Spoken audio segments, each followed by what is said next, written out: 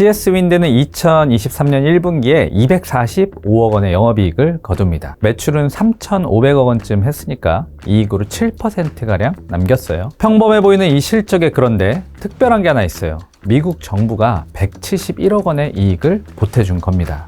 이것만도 큰 특혜인데 이게 끝이 아니라 시작이라고 해요. 사업만 열심히 하면 올해 800억 원, 2030년까지 총 2조 원의 미국 정부 돈을 더 받을 수 있다고 합니다. 삼성전자, 현대차 같은 대기업이 미국에 첨단 공장 지으면 세제 혜택 많이 받는다는 얘기 들어보셨죠? 그런데 연간 매출 1조 원 조금 넘는 중견기업이 무슨 재주로 벌써부터 미국 정부 돈을 따박따박 받아내고 있는지 저는 좀 신기한데요. 이번 주제는 미국 인플레이션 감축법 바람을 탄 CS윈드입니다. CS윈드는 풍력발전 타워를 생산하는 회사예요. 풍력발전기를 보면 바람개비처럼 돌아가는 게 있고 이걸 블레이드라고 하죠. 이걸 지탱하는 커다란 기둥 같은 게 있잖아요. 이 기둥을 만드는 겁니다. 기둥 자체는 대단한 게 아닐 수 있어요. 뭐 그냥 철덩어리잖아요. 근데 이게 친환경 에너지인 풍력 발전을 할 때 없어서는 안 되는 그런 기둥이 되면 얘기가 달라집니다. 만들기만 하면 엄청난 대우를 받습니다. 미국 얘기했으니까 미국이 어떻게 대우하는지 한번 볼까요? 미국에선 인플레이션 감축법 IRA가 올해부터 본격적으로 시행되고 있어요. IRA 많이들 들어보셨을 텐데요. 한국 법도 잘 모르겠는데 무슨 미국 법까지 알아야 하나 생각이 들지만 돈 벌려면 이것도 알아야 합니다. 핵심만 간단히 짚어보자고요. 이 법안의 핵심이 친환경 에너지를 확대하는 겁니다. 전체 예산이 7,370억 달러, 우리 돈으로 960조 원쯤 하는데요. 그 절반인 3,690억 달러를 에너지 안보와 기후 변화에 쓰겠다고 했어요. 여기에 당연히 풍력발전 예산도 들어가 있습니다. CS윈드에 해당하는 것은 AMPC, 첨단 제조 세액 공제란 항목이에요. 풍력발전기 설치할 때 1와트당 3센트를 이거 설치한 업체 통장에 꽂아주거나 세금에서 빼주거나 이런 식으로 받아갈 수 있게 했습니다. 물론 다 주는 건 아니고 미국에서 만들어야 하고 재료인 후판, 두꺼운 쇳덩이를 미국산으로 쓰고 등등 여러 조건이 달려있긴 합니다. CS윈드는 조건 됩니다. 우선 미국에 공장이 있어요.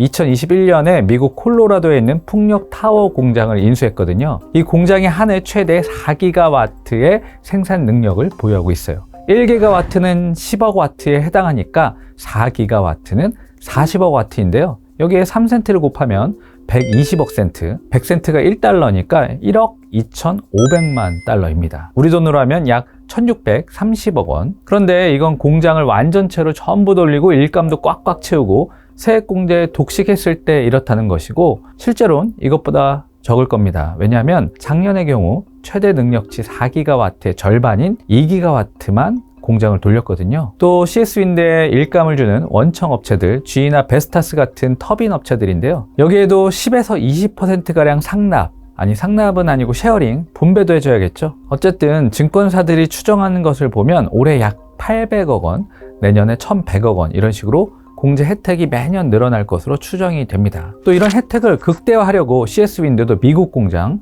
더 키우겠다고 해요. 현재 생산 능력 대비 2배로 확 늘리겠다 이런 계획을 이미 밝혔어요. 그런데 2029년에 가선 세액 공제만으로 1년에 3천억 원 가까이 받아갈 것이다. 또 누적으로만 2조 원 이상을 타먹을 것 같다는 분석이 나오고 있습니다. 이 정도면 미국 정부에서 거의 등 떠밀어서 제발 사업만 잘해줘, 돈은 그냥 벌게 해줄게, 이런 분위기인데요. 그럴만한 게 아까 말한 IRA 법안 때문에 미국의 풍력 발전 신규 설치량이 급증하고 있거든요. 올해는 8기가와트 정도 될 것으로 업계에서는 예상을 하는데요. 이게 2027년에 20기가와트 정도, 5년 안에 2.5배나 증가한다. 연평균 성장률로 잡으면 27%나 합니다. 이 목표를 미국이 달성하려면 당연히 풍력발전 공장도 많이 늘려야 하고 사람도 많이 뽑아서 투자를 해줘야 해요. 미국만 그러냐? 재생에너지 원조는 원래 유럽 아닙니까? 미국처럼 화끈하게 보조금을 주진 않는데 여긴 일감을 화끈하게 주고 있어요. 유럽연합이 최근에 전체 에너지에서 재생에너지를 어느 정도 비중으로 할 것인지를 정했는데요. 원래 2030년까지 32% 하기로 했던 것을 45%로 확 높였어요. 2021년에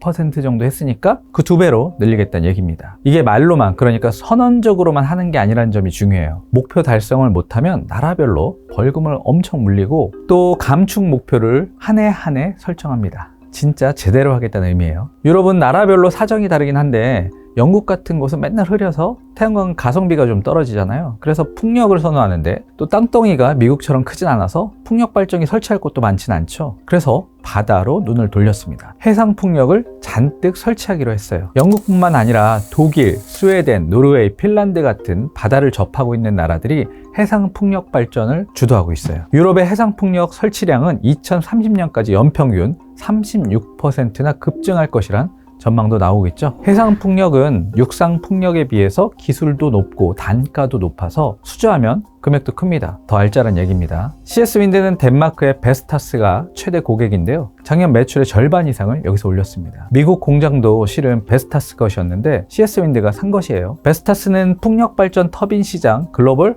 톱이죠. 시장 점유율이 17%로 이미 지멘스에 훨씬 앞서 있어요. 이런 베스타스가 유럽에서 맘먹고 수주에 나서면 CS 윈드의 일감이 팍팍 늘어날 겁니다. 또 작년에 대박 계약을 하나 떼낸 게 있는데요. 글로벌 2위 지멘스와 4조 원짜리 계약을 맺었어요. 이게 바로 해상풍력 타워를 공급하는 겁니다. 여기에 미국의 지위, 골드윈드, 노르덱스 같은 글로벌 터빈 상위 업체들과 전부 거래를 하고 있어서 수주잔고, 그러니까 일감은 계속 늘 걸로 보여요. 2023년 3월 말 기준 수주 잔고가 7억 3,600만 달러입니다. 사실 일감이 이거보다 원래 더 늘었어야 했는데 코로나 터지고 러시아가 우크라이나까지 침공해서 조금 덜 늘었죠. 올해부터는 아까 말한 대로 미국, 유럽을 중심으로 일감이 많이 나올 겁니다. CS 윈드가 작년에 매출 1조 3,750억 원, 영업이익 420억 원의 실적을 냈는데요. 2023년에는 확 좋아질 것으로 증권사들이 보고 있어요. 대략 매출은 1조 7천억 원, 영업이익은 1,500억 원 정도 할 것으로 봅니다. 근데 잠깐만요. 영업이익이 1,500억 원인데 미국 보조금만 800억 원으로 추산하면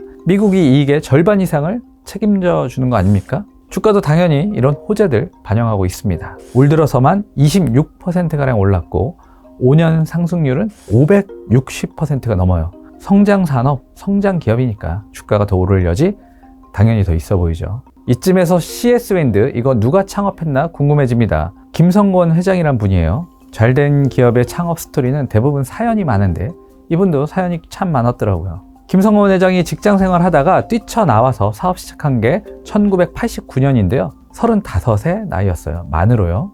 처음에는 건물에 들어가는 철물 자재를 팔았다고 해요. 그러다가 유통만 해선 큰 돈은 못 벌겠다 생각하고 직접 만들기로 합니다. 집에 보면 방화문이 철문으로 되어 있잖아요.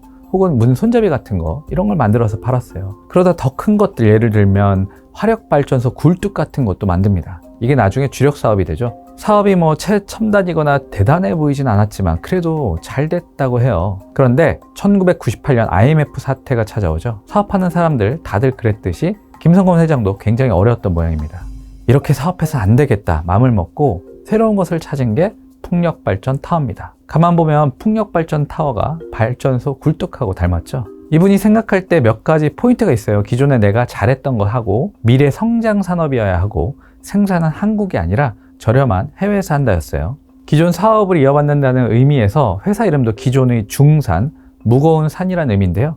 이 중산의 영문 약자인 C와 S를 따서 CS 윈드로 짓죠. 근데 발전소 굴뚝은 잘 만들었는데 풍력발전 타워는 만들어 본 경험도 없고 또 이걸 베트남에서 만들기로 하고 공장을 짓는 중이라 공장도 사실상 없었어요. 근데 일감을 따내려고 하니까 이게 참 막막했겠죠. 정주영 회장이 조선소 처음 세울 때 공장도 없이 500원짜리에 그려진 거북선 보여주면서 유럽에서 배를 수주했다는 전설적인 일화가 있잖아요. 거의 뭐 그 수준이었어요. 미국의 사무소도 내보고 풍력발전 업체들도 만나보고 정주영 회장처럼 맨땅에 막 헤딩한 거죠. 근데 결과는 정주영 회장처럼 못할 줄 알았는데 진짜 했어요. 이게 이 상황에서 NEG 마이콘, 나중에 베스타스에 인수가 되는데 여기서 일감을 줍니다. 이때가 2003년이었고 이 일감을 소화하기 위해서 김성곤 회장이 베트남 공장을 돌리는데요. 기쁨도 잠시였어요. 하필이면 2004년 8월에 처음 가동한 공장이 태풍으로 무너져 내립니다. 이 탓에 NEG 마이콘에 납품도 못하고 도리어 납기 위반으로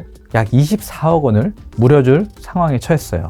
근데 여기서 김성곤 회장이 소송으로 싸운 게 아니라 설득에 나서서 오히려 돈을 더 받아내요. 배상금 줄 테니까 기간을 좀 더 줘라. 그리고 당신들한테 받은 일감도 내가 다 처리해 줄게. 대신에 미안한데 150만 달러만 투자해 줄래? 어차피 너네도 다른 회사에 가서 다시 만들면 시간도 더 오래 걸릴 것이고 이게 잘 되면 또 우리 같이 잘 되는 거 아닙니까? 이게 통했다는 게 참 신기한데요. 이걸 에너지 마이콘이 받아들여서 투자도 해주고 일감도 주죠. CS윈드가 성장하는 결정적 계기가 됩니다. 베스타스로 바뀐 지금까지도 돈독한 관계를 유지하고 있습니다. 김성호 회장이 또 대단한 게 이러면 좀 쫄려서 하나하나 사업을 키울 텐데 공장을 해외에 막 늘려요. 풍력발전 타워란 게 높이만 100m에 달하고 기둥 지름이 5에서 6m씩 해서 이거 멀리 운반하려면 운반비가 더 들거든요. 그래서 아까 얘기한 베트남을 시작으로 2006년 중국, 2017년 말레이시아, 2018년 대만과 터키, 2021년 미국과 포르투갈에 각각 공장을 세우거나 인수합니다. 이 현지 공장들이 있기 때문에 미국이나 유럽, 아시아 국가에서 일감이 나올 때 이거 수주하는 게 훨씬 쉬워요. 미국도 그렇지만 요즘 세계 각지의 나라들이 자기 나라에서 만들고 자기 나라 제품을 원료로 쓰고 고용도 그 나라에서 창출하길 원하잖아요. CS윈드처럼 공장이 해외에 많으면 굉장히 유연하게 대처가 가능하겠죠. 무역 장벽을 대놓고 쌓고 있기도 한데요. 한국에도 CS윈드 말고 동국 SNC나 유니슨 같은 타워 업체들이 있는데요. 미국에도 브로드윈드, 아코사 같은 회사들이 있고요. 이들 경쟁사들이 자국에만 공장을 두고 있어서 장벽에 막힐 때가 종종 있어요. 반덤핑 과세로 공격받곤 합니다. 한국에선 요즘 재생에너지 하면 뭔가 비리온상 같고 에너지 효율은 떨어지는 사기 같은 이미지가 있는데요. 자, 정치적인 색깔은 빼고 온전하게 사업으로만 보면 CS윈드처럼 돈 잘 버는 회사들도 있습니다. CS윈드 임직원이 3,000명이 넘는데 한국에는 100여 명밖에 없다고 해요. 한국에는 공장이 없거든요. 돈 많이 벌면 한국에도 투자 많이 하고 공장도 많이 지으면 좋겠습니다. 풍력바람 일으킨 CS윈드 얼마나 큰 바람 만들어낼 수 있을지 눈여겨보겠어!